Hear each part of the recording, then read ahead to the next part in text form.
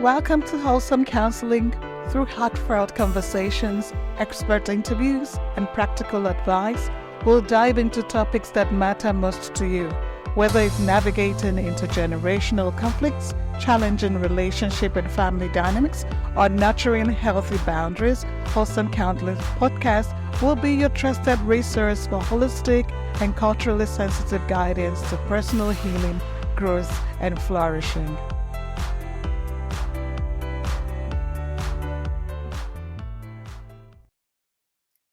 Hello, everyone. Thanks for tuning in again today.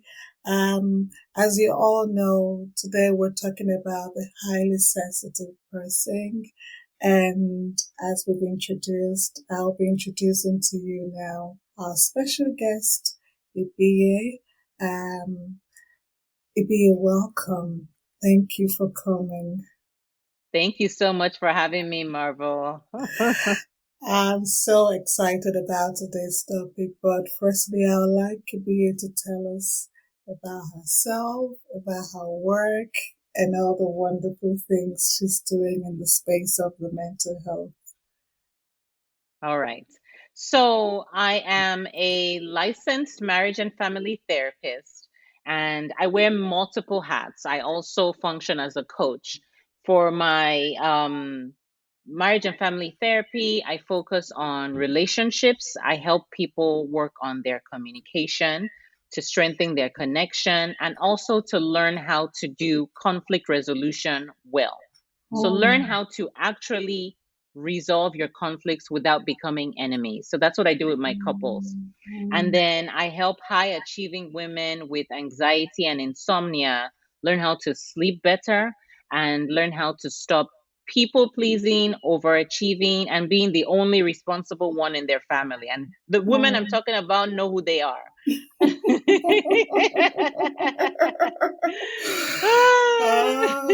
is going to be very interesting.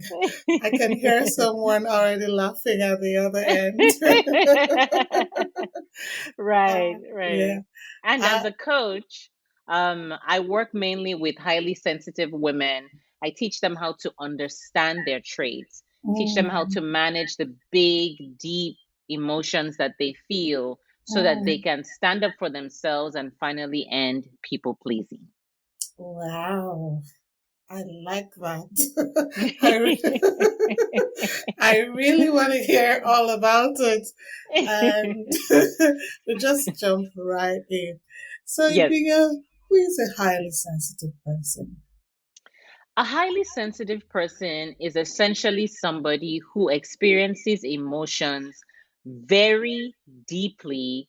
They process the world very deeply and they process external and internal stimuli on a very deep level. So they're very deep people. They think very deeply, they feel very deeply, they feel like they can actually absorb and sense the emotions of others.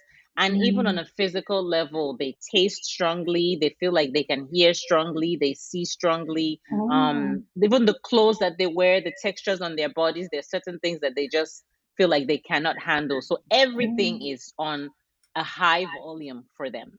Oh, wow. Interesting.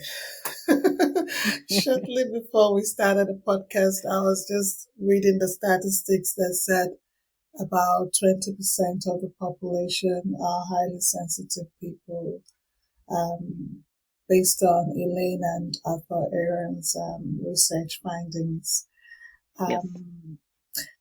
Just to unpack more around the highly sensitive person, what traits are considered as highly sensitivity traits? Okay. So there are basically 4 different specific traits. The first one is called depth of processing. So highly sensitive people tend to be overthinkers. Before they make a decision, they spend so much time boiling it in their minds, going back and forth. They're often concerned about making sure the decision is right. They think about the impact of the decision on themselves, sometimes on their family, sometimes on the environment at large. It could be something simple as, I don't want to throw this tissue paper on the floor because what if everybody throws tissue on the floor?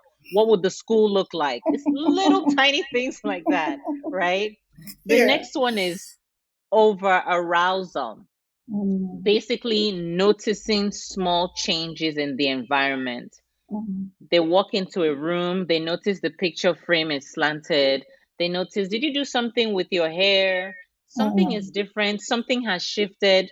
They notice every single thing around them, and that even includes people's body language, right? So mhm. even before you know you're upset, I can almost tell that you're upset. And it's not that I'm reading your mind, Ooh. I'm seeing your body language very deeply. I'm observing everything. And think about how thinking and feeling that deeply can really affect a person. So while the rest of the world sits down in a room and they can focus on the TV, the highly Yeah. sensitive person is noticing this chair is out of place. Why is Mhm, this thing on the floor? This person mhm, looks upset. This person looks sad. So it's so much mm. they're taking in. It's a lot. It's very difficult. Wow. That's that sounds that sounds like a very busy computer working. Yes, yes, yes, yes. Non-stop taking in all of the information and processing it and keep Mm-hmm. processing. Yes, absolutely. Could you unpack a little bit more around high stimulation and Mm-hmm. how does that look like for a typical Yeah. woman or lady? Yes. Yeah. So, a typical woman who is feeling overstimulated, a lot of times they will experience it as anxiety. So, a lot of times when they come to me, Mm, they'll say, I'm so anxious, I'm crying all the mm, time. It just mm, feels like the world is very loud. I'm talking mm, to my family about it and they have no idea what I'm talking about. So, it feels like mm. a degree of loneliness. Yeah. You walk into a room and you say, I can smell something. And everybody around you is like, I can't smell what you're talking about. And depending on how kind or not your family is, they might say something is wrong with you. If Uh-huh. they're not so nice, they'll say, Mhm. nothing is wrong with you. Stop that, you know? Or you're like, I feel like something weird is going on in this room because almost like you can feel the tension in the room, and people around you are like, there's nothing going on. We're all fine. So it's Mm, almost like they're always feeling as if they're crazy almost because they spend all their lives being invalidated. People are constantly telling them the things you see, mm, the things you feel, the things you hear, the things you taste, they don't exist, Even mm, simple things like and you notice it even in highly sensitive children. You put a jacket on them and they take it off and they say it's so itchy mm, and it's so uncomfortable. And you are like, but I wear the same fabric. There's nothing itchy. The jacket is clean. And they say, no, I don't like it. Or simple things like they talk about the tags in their shirt are bothering mhm, them, or the mhm, seams of their socks are bothering them, or mhm. they sit on a specific sofa.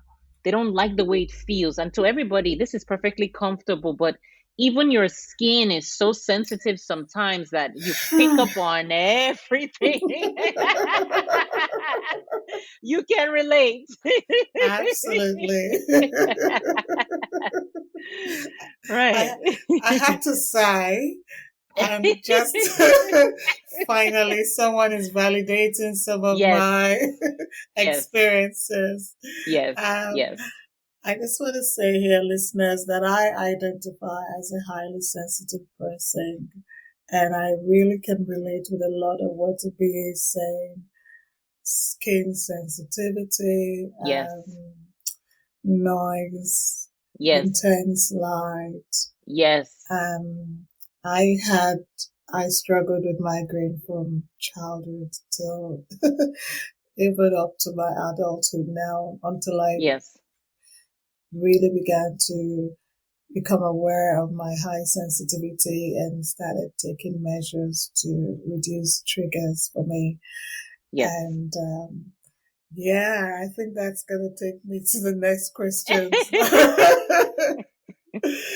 Ah, how has high sensitivity been perceived and managed in our African religious or social cultures in your own observation? Oh, it has not been managed at all. Oh, It has been blamed for a lot of things. It oh, has been discarded. It has been overlooked.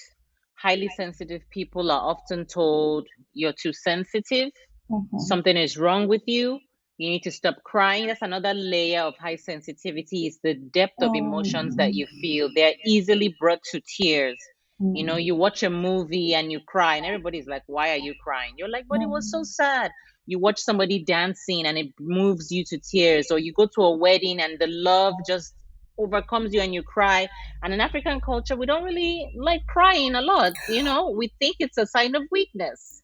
I was Um, gonna go there, the that you're sounding like a Nigerian who has stayed very long in diaspora, yes, and yes. that's all right because crying is not what we do in our culture. No, we don't So cry.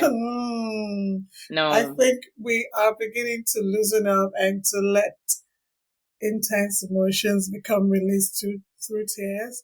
But I do not yes, think that crying is something we do in our no, culture.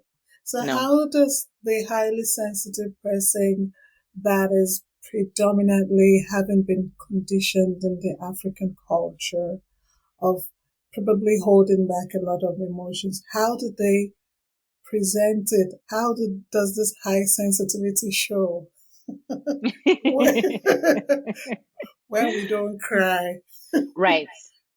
So sometimes we show our sensitivity in anger, because since tears are not acceptable socially, anger is very socially acceptable in our culture. Yelling Mm. is very socially acceptable. Being upset is very socially acceptable.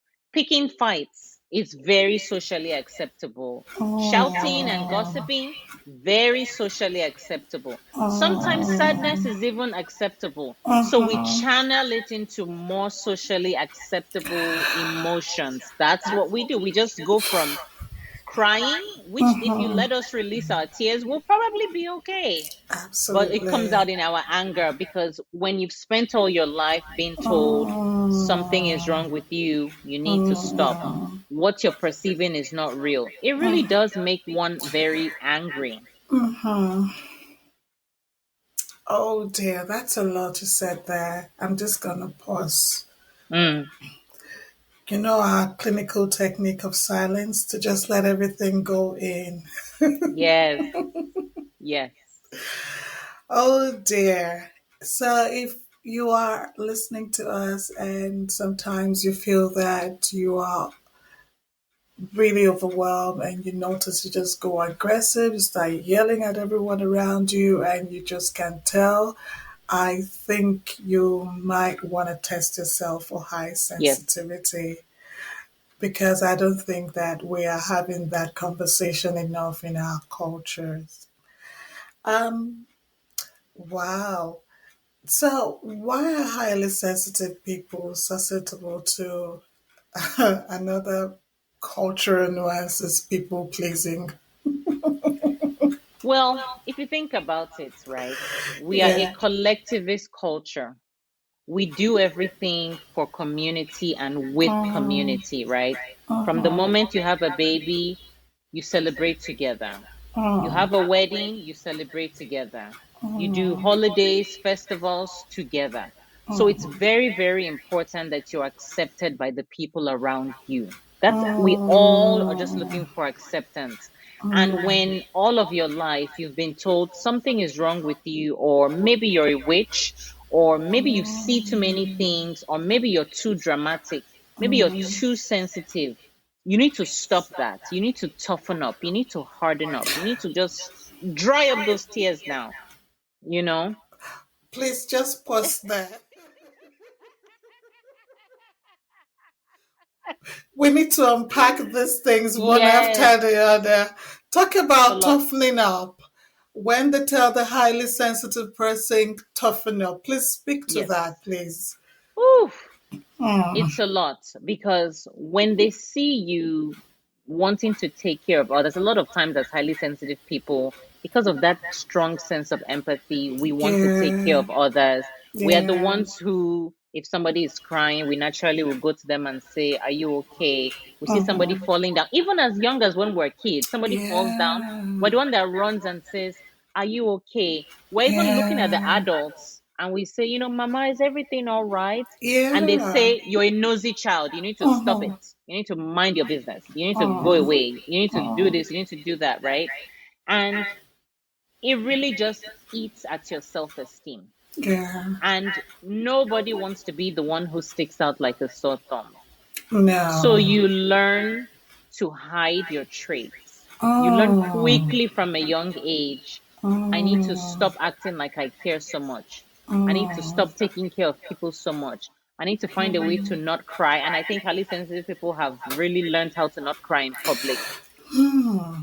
We learn. I need to, if something is bothering me, to keep it to myself, because if I tell people, they're going to shut me down.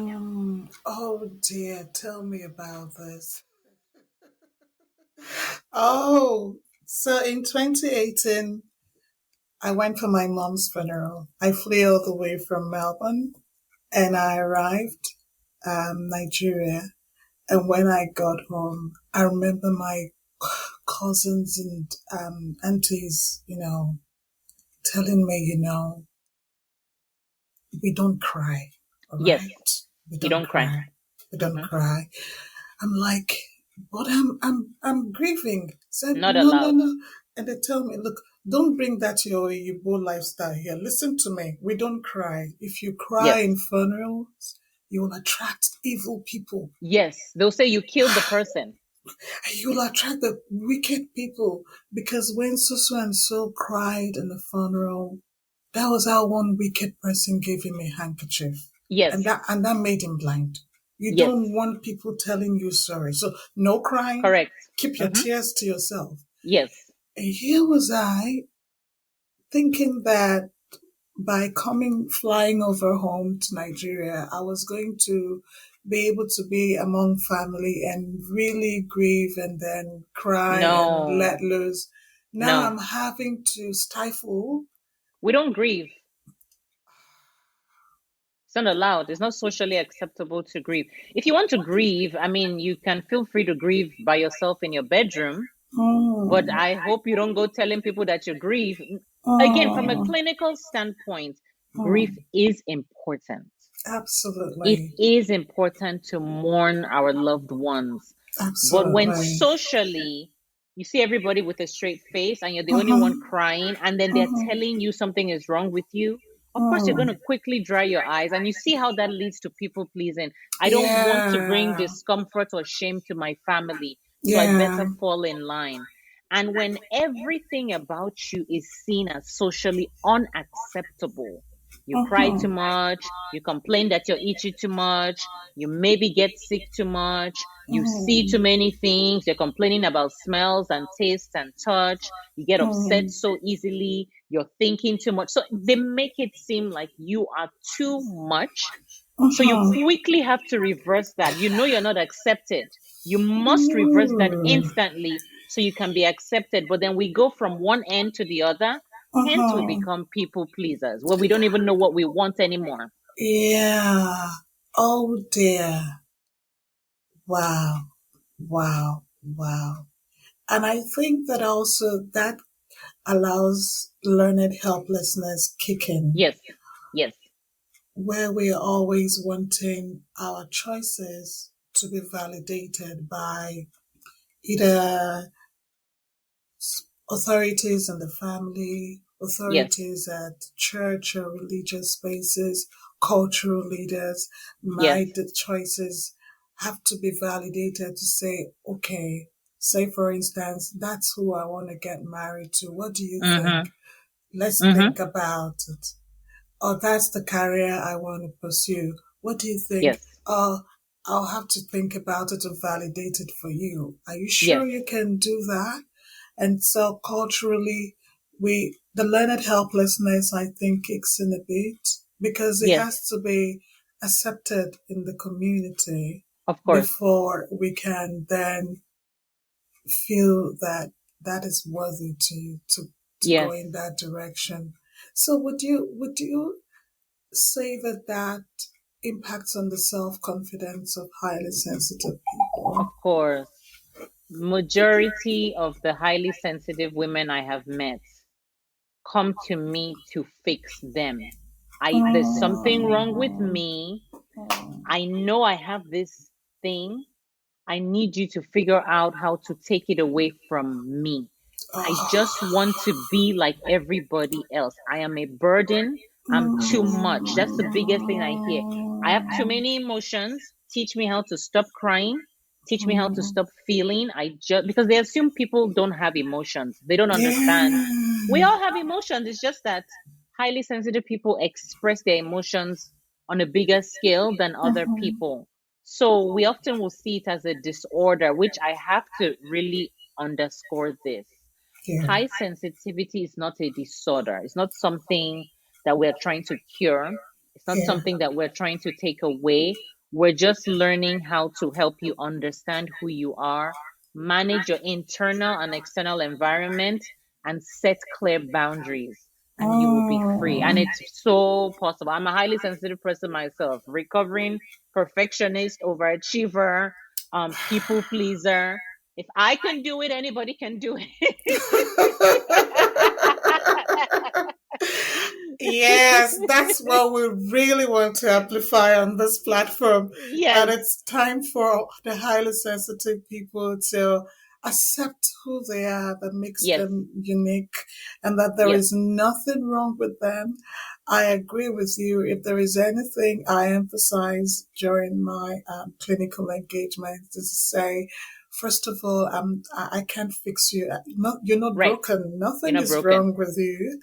Yes, And you would haven't accepted who you are, as it hmm, were, that has made you unique, and then the unique circumstances that you've had to go through because of yes, your personality traits. And I correct. think that I'm so glad to hear you resonating that at your end as well. Yes.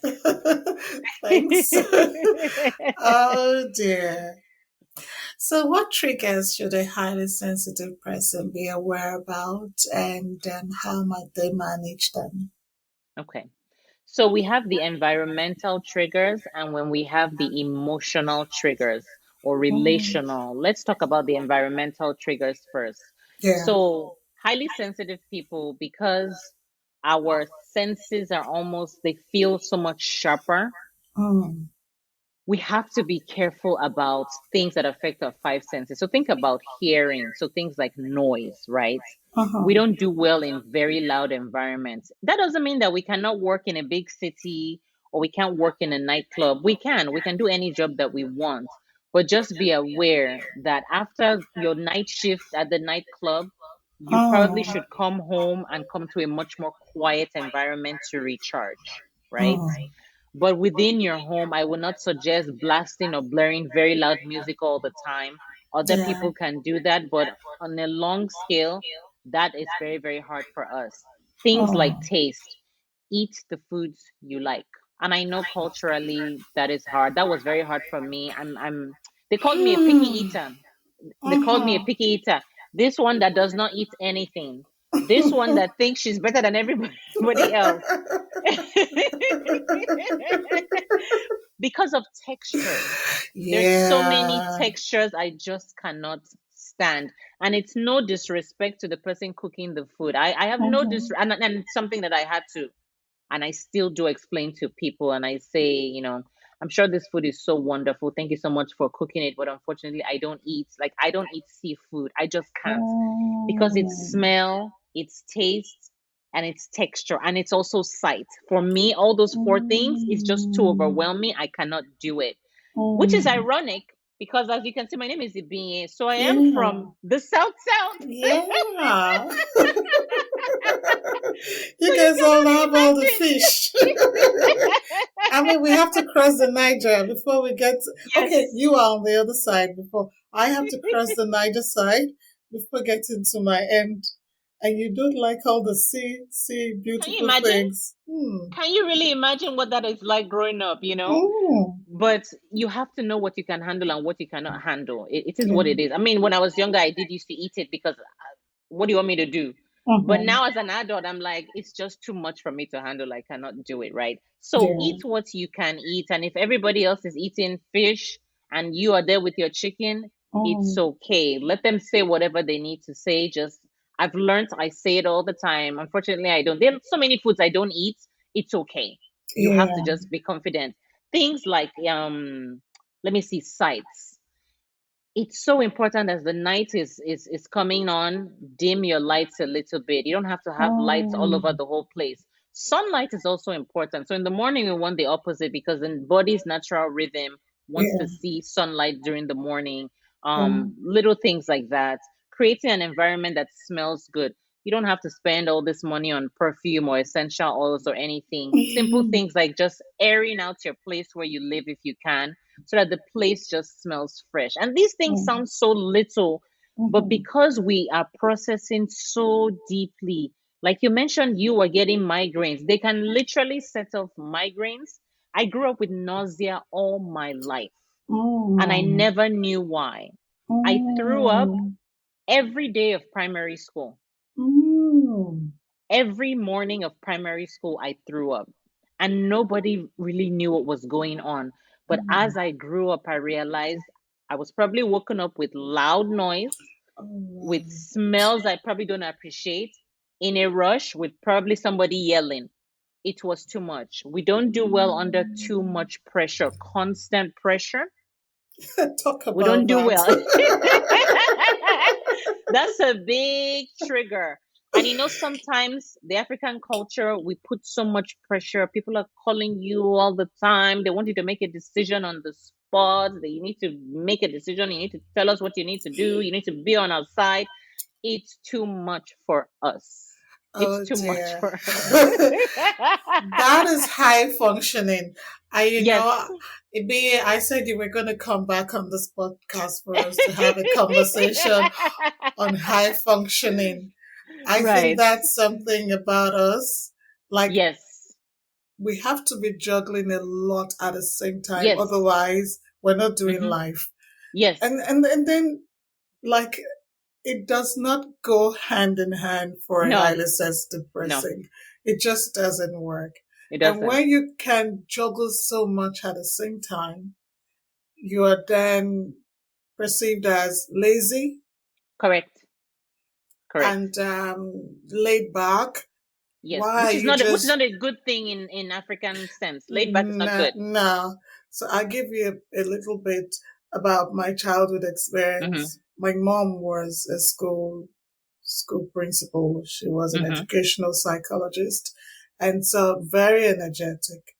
She's Yeah. always on her toes, like a Yes. regular teacher would be. Of course. And then sometimes she might tell me, "Go get me that," and here I am taking my time to go where I'm trying to get to. And she meets me there, passes me, picks what, and she goes like, "What is going on with you? You are rather Yes. too slow for me. Pick up, Yes. double up, and move. If you're not Yes. moving, get out of my way. I need to move." And I'm like, "Oh dear." And so Yes. that is what I heard predominantly. Buckle up. Yes. Just buckle Absolutely. up. Don't be Yes. too slow. Buckle up. Go Mm-hmm. where you're going. And Yes. I soon found not to take that personally, No. because I found that most African mothers are like that. Like, get Yes. up, be up. Yes. That is Moving how you fast. demonstrate hard work. You Yes. can't afford not to be. Yes. Otherwise, things will move past you. Yes. And Yeah. Yeah. Yeah. that, And you know what? I really want to focus on that when you say yeah, that. yeah. And I think that might be even the foundation of being so high functioning. But think about it. Oh, When you're highly sensitive, you're already failing at life. At least that's what you think, oh, because that's what everybody is telling you. yeah. But the one area that we can excel at is our work performance, right? Oh, We might be smelling things and seeing things and hearing things, and we might be crying too much, but the one mhm. area that we're able to control is our performance. Because we Yeah. process things so deeply and we are almost overthinkers, we can actually juggle multiple things. It's not good for us at all because we get Mhm. overwhelmed, Mhm. anxiety comes in, we put Mm. too much pressure on ourselves. Mm. But that is the one area where we can make our parents proud, we can make our loved ones proud, we can make our teachers Yeah. proud. So I might be Yeah. somebody who cries too much, I might be a quote unquote crybaby, Yeah. but at least I know I can work hard and perform. Yeah. Absolutely. And sometimes that still just goes back to tying to people pleasing. Yes, So I absolutely. can meet up that expectation that I'm Yes. not a failure after all. Yes. I'm not lazy like you're thinking after all. Correct. I can still achieve some things. Yes. And then we finish a major achievement and then we collapse. Correct. Exactly. We break down. That's it. Because we put so much energy into it. We didn't leave any room for rest and we're done. Oh, oh dear. Mhm. What I'm hearing that, would you say that burnout is something common with highly sensitive people? Very much so, because I would say that highly sensitive people need more downtime than non highly sensitive people, but we feel bad when we have to have downtime because you're Mm, comparing yourself to your neighbor. Your neighbor mm, just worked 3 shifts and he seems to mm, be doing fine. You only worked 1 shift and you're tired. You feel bad, or you're like, no, I'm just going to go for that double shift because I have to prove to myself that I am not lazy. We're always trying to prove to ourselves and sometimes to others that we are not lazy and that we are indeed intelligent. We are not soft, because we're often called soft. Things like soft, slow, unintelligent, too much, too sensitive, too many feelings. Why are you always upset? When it's like, I've only been upset once. What am I always upset?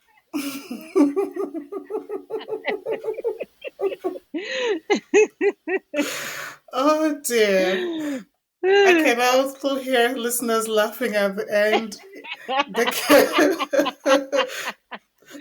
they can relate with a lot of this um, sensitivity, particularly for us with our cultural background. It's Yes, I think this conversation should go on and continue in our spaces.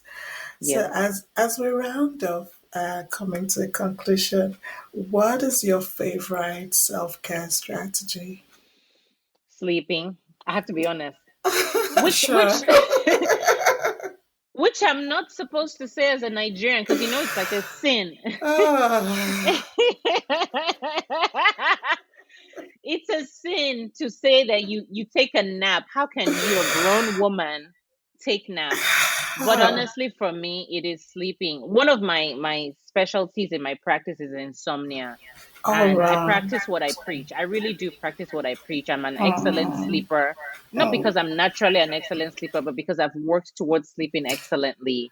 all Um, right. so sleeping is my major self-care, making sure I'm getting enough hours of sleep every single night, not letting anybody disrupt me at night.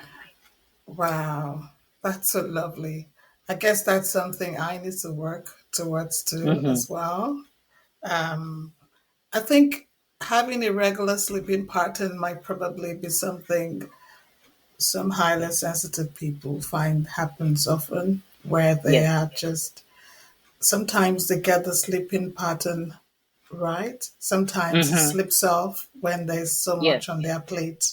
Correct. We tend to overcompensate with our sleep. Yes. Absolutely.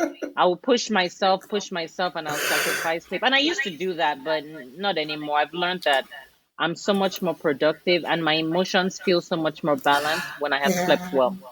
absolutely. Wow. Thank you for sharing that. I would take that, put that in my back pocket.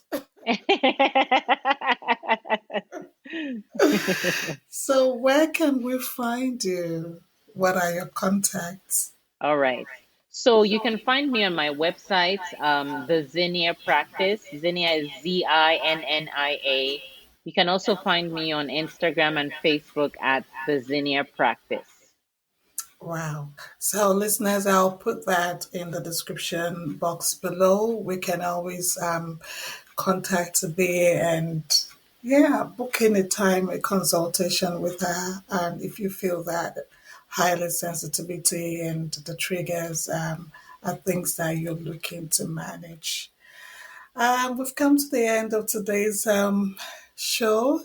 And like I promised, Ibiya, you'll be back for us to have Yes. that conversation, and the highly functioning woman or man Yes. or whoever can relate to that. And we're looking towards that conversation.